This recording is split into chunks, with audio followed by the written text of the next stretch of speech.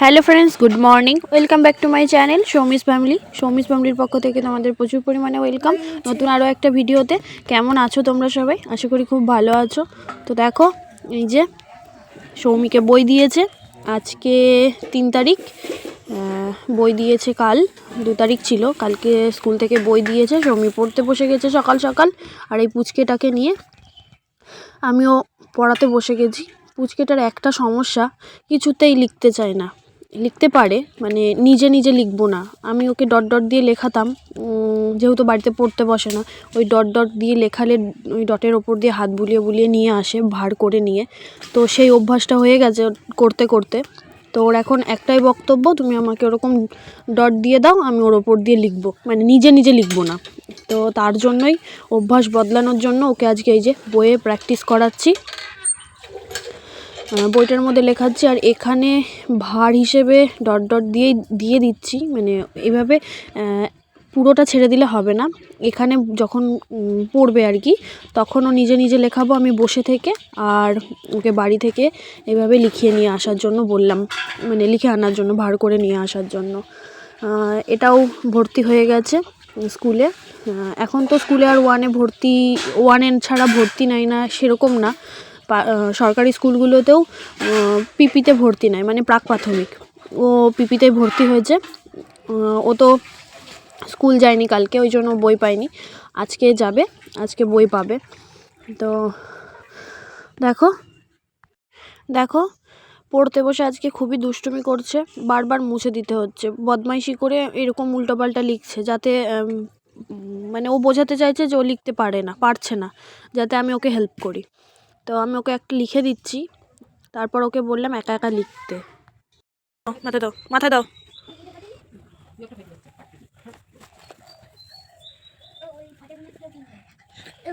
হ্যাঁ, মাথায় দাও। খুব সুন্দর হয়েছে। তো দেখো, আমার পড়ানো ছুটি দেওয়া হয়ে গেছে, সৌমিরও পড়া কমপ্লিট হয়ে গেছে।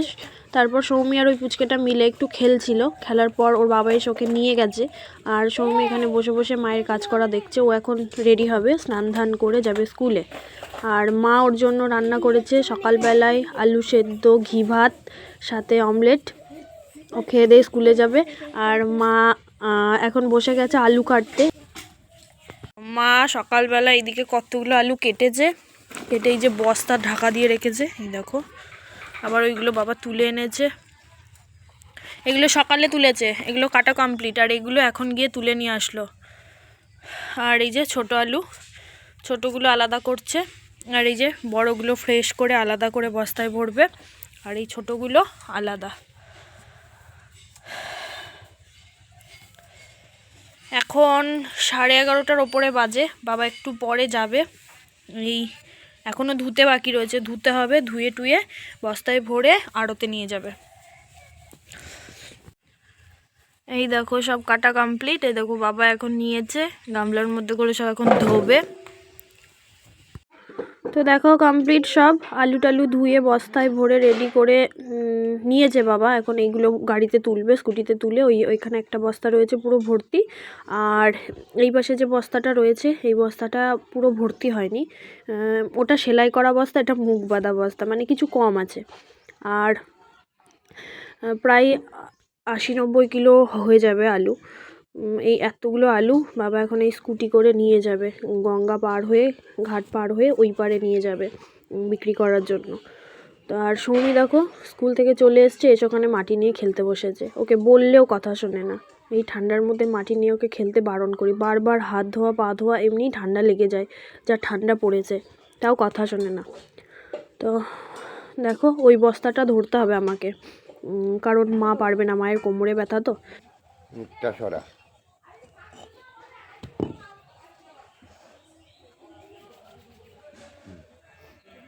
কাজটা যতটা সহজ ভেবেছিলাম ততটা সহজ না, বাপরে কি ভারী। আমার তো দম বেরিয়ে যাচ্ছিল তুলতে। এদিকে বাবারও কোমরের সমস্যা, পায়ে ব্যথা।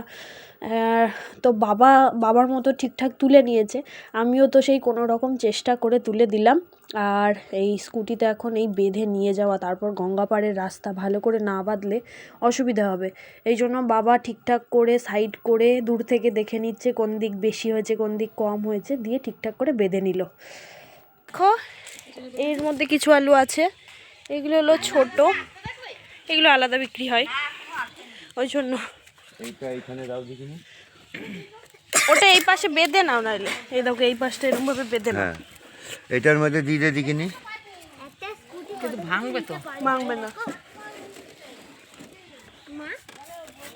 আছে দেখো স্কুটির অবস্থা।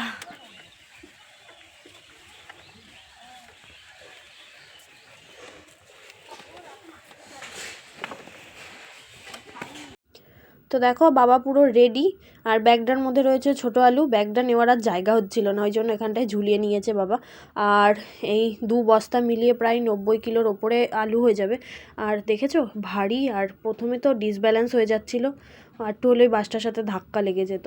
তো গেল বাবা। মেঘের রং ঘন নীল, ঢং ঢং করে 9টা বাজলো।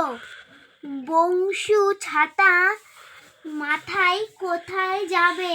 বাবা বেরিয়ে গেছে সেই দুপুর 2টোর সময়, বাবা এখনও ফেরেনি। আর সৌমি এখানে সন্ধেবেলা পড়তে বসে গেছে। সৌমির জন্য একটু বানাবো টিফিন, 2 দিন ধরেই মেয়েটা বলছিল যে চাউমিন বানানোর জন্য, তো ওর জন্য এখন একটু চাউমিন বানাতে যাব। তো ভিডিওটা দেখতে থাকো, তোমাদের ভালো লাগবে। তো দেখো সৌমি ওইদিকে পড়তে বসেছে, আর আমি এদিকে একটু রান্নাঘরে এসেছি সন্ধ্যাবেলা টিফিন বানানোর জন্য। এখানে রয়েছে বাঁধাকপি, গাজর, ক্যাপসিকাম, পেঁয়াজ, কাঁচা লঙ্কা, সব সবজি একটু ভাজা ভাজা করে নিচ্ছি। দিয়ে এই যে চাউমিনটা জলে সেদ্ধ করা আছে, দিয়ে রান্না করব একটু চাউমিন।